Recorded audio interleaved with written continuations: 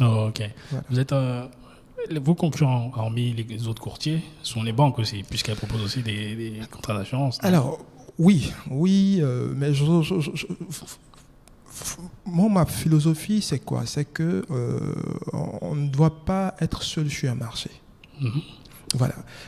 Les banques ont un positionnement assez particulier parce qu'ils brassent beaucoup de clientèle. Donc, Ouais. c'est normal que la banque assurance qui développe la banque assurance sur des questions, je dis, purement marketing pour Ouais. pouvoir développer le business et Ouais, tout ça. absolument. Mais on ne joue pas sur les mêmes terrains. Ils vont être, par exemple, plus clients particuliers, petits risques, donc auto, assurance vie. On n'a pas besoin d'expertise technique, par exemple, pour vendre ce genre de contrat. D'accord. Voilà. Yannick, si on prend 30 minutes, 1 heure, bon, je peux te former par rapport à ça. Tu peux faire un contrat d'assurance auto avec les applications qu'on a. Ok. Mais nous, on va, par exemple, chez nous, on va aller au-delà donc, du standard. D'accord. Un exemple, c'est que systématiquement, par exemple, Optimus ne travaille pas avec tout le monde. Ok. C'est-à-dire? C'est-à-dire qu'on sélectionne les risques. Oui. Les risques. On va conseiller donc nos clients Oui. pour leur dire, bon, voilà ce qu'on peut, voilà ce qu'on ne peut pas faire. On va accompagner les personnes justement qu'on sélectionne par rapport aux conseils qu'on fait. Pourquoi? Parce que derrière nous, on a un souci Vous essayez d'avoir des résultats qui sont à chaque fois positifs. palpables. Ok. Palpable. Parce que si vous voulez, si on veut aller vers du commercial pour faire du commercial, pour faire de la vente, pour faire de la vente, on pourrait donc après avoir des soucis. Donc on essaie de faire attention, de prendre toutes les dispositions pour mieux accompagner nos clients, avoir des clients de qualité qui puissent nous comprendre et comprendre ce qu'on dit. Voilà un peu ce qu'on fait. Quand tu dis ça, ça me fait penser à la banque par rapport, par exemple, aux entrepreneurs, lorsqu'ils veulent un financement. Beaucoup d'entrepreneurs n'ont pas compris que la banque ne finance pas un business plan. La banque uniquement prend des gens qui n'ont pas forcément besoin d'argent en fait. Et elle prête de l'argent aux gens qui n'en ont pas besoin. Et elle ne prend pas de l'argent aux gens qui en ont besoin. Et ça me fait penser un peu à ce que tu viens de dire, c'est-à-dire que finalement, je dirais pas que vous faites des assurances, enfin vous signez grosso modo des clients qui n'ont pas besoin d'assurance, mais je dirais que bon, ils ont un certain level au niveau économique qui fait que ouais, derrière ça vous garantit. Est-ce que je pourrais dire ça garantit? Parce qu'ils ont aussi un niveau d'exigence qui doit venir avec derrière. C'est-à-dire que s'il m'arrive... J'ai un certain niveau de vie, d'accord? Et je gagne une certaine...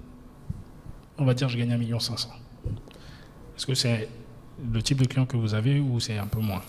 En fait, on a tout type de clients. Ok. Je m'explique. C'est qu'on a, comme je vous dis, on a des particuliers, on a des entreprises, on a des professionnels. En termes de pourcentage, quel est le... Les entreprises font 80% de notre portefeuille. D'accord, ok. Voilà. Ok. Voilà. Et je parlais de processus de sélection, donc collaboration. Ouais. Je n'ai pas dit qu'on ne travaille pas avec tout le monde. On travaille avec tout le monde, mais on a des exigences. Quels sont les critères pour Optimus? Par exemple, pour Optimus, donc, il faut pouvoir avoir, par exemple, donc, un bien assuré, donc, naturellement. Ça ne sera pas, par exemple, pour l'instant, la dame qui vend, par exemple, des beignets, bien qu'elle a besoin d'assurance, pour des questions je ne dis pas de rentabilité, mais C'est difficile à voir, finalement, comment elle va avancer, cette personne-là. C'est une question de risque. Hein. Effectivement, mais je veux dire aujourd'hui, par exemple, on ne fait pas d'assurance à crédit. Donc, lorsque, par exemple, une personne prend une assurance, on doit payer cash. Donc, dans notre approche, en fait, c'est vrai qu'elle est ouverte, mais il faut que les personnes soient à mesure de pouvoir justement répondre à ce critère-là. Donc, il y a un profil par rapport au profil donc, qui est sélectionné, la capacité de pouvoir quand même honorer ses primes, et pouvoir avoir une activité qui puisse suivre, parce que c'est bien ce que l'assurance, c'est vraiment du social, certes, mais il faut derrière pouvoir répondre. C'est un jeu d'équilibre. Donc, effectivement, tu es obligé d'avoir certains paramètres pour ne pas que déséquilibrer finalement ces compagnies d'assurance. Et je pense qu'éventuellement, beaucoup de compagnies d'assurance ne font pas forcément ce que vous, courtier, faites, dans le sens où c'est ce qui les met en danger. Ils prennent du volume, mais dans ce volume-là, potentiellement, il y a des gens qui ne doivent pas rentrer dedans parce que c'est juste économique. Et quand il leur arrive des choses, ça devient compliqué derrière avec la balance. Effectivement, effectivement. Et c'est ce qui, malheureusement, conduit certaines compagnies à la fermeture. Ah. Oui. C'est pas seulement en Côte d'Ivoire, hein. Même en France, aux États-Unis, il y a des fermetures parce qu'après, il faut pouvoir apprécier les choses. Donc, nous, on intègre ces aspects là-dedans à la base, dans la prospection et tout ça, pour pouvoir vraiment accompagner des gens qui peuvent donc grandir, peut-être être périns après avec nous et tout ça. Donc, mais on est ouvert, mais vraiment, on fait du conseil. Et je tiens à insister là-dessus parce que on a même, par exemple, aujourd'hui lancé des choses, notamment une newsletter, donc depuis avril 2018, donc qui chaque semaine est diffusée à l'endroit de nos clients. Donc, il ne faut pas que les assurer. Donc, on les conseille, on les oriente, on les informe. Deuxième chose qu'on a eu à faire, donc pour se distinguer par rapport au marché, c'est qu'on a mis en place donc des ateliers, des workshops, des after-work. Depuis donc 2019, nous étions à la 7e édition, donc en février dernier. Avec la situation, on a dû transformer ça en webinar. On a tenu le dernier webinar le 30 avril dernier avec donc des participants de la France, des États-Unis, pour nous donner un peu un aperçu de l'impact, par exemple, des assurances sur le coronavirus. Donc, ça a été très enrichissant et je pense que tous ceux qui ont participé ont compris que voilà, il y avait des choses à faire. C'est vrai que c'est pas parfait, mais il y a donc beaucoup de choses à faire et voilà quoi.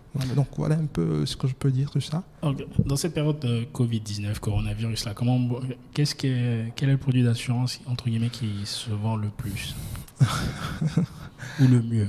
Le mieux dans cette période-là. Est-ce qu'il y a beaucoup d'assurances santé qui partent? C'est une question assez délicate. C'est une question assez délicate. Voilà le tableau. C'est que depuis mars, donc mi-mars, les gens sont à la maison. Oui. Les entreprises sont en télétravail. Oui. L'activité du pays ne tourne pas. Donc, même ceux qui ont un véhicule hésitent à prendre une assurance. Oui. Avant le coronavirus, il y avait l'assurance auto qui était la première branche, après la santé et la vie. D'accord. Voilà. Donc, avec la situation, naturellement, tous ces contrats-là, aujourd'hui, sont en termes de chiffre d'affaires, en termes de souscription, ont baissé. Donc, ils vont seulement peut-être ils se sont orientés seulement vers l'assurance auto qui est obligatoire parce que dans tous les cas, les gens se déplacent. Absolument. Donc, tu es obligé de prendre l'assurance. Et certaines personnes m'hésitaient et j'ai dû même faire une note là-dessus. Par exemple, sur ma page, je me dis, c'est vrai qu'il y a le coronavirus, mais il n'y a pas que ça. Voilà, les Oro, les Baka, tout le monde continue de circuler. Et même, vous pouvez avoir le véhicule à la maison, et puis dans votre parking, s'il y a un départ d'incendie, ça peut créer des problèmes. Et ça, c'est considéré donc, comme un risque de responsabilité civile. C'est pris en compte. Donc, dans cette période, je pense que c'est l'assurance auto qui maintient un peu le cap.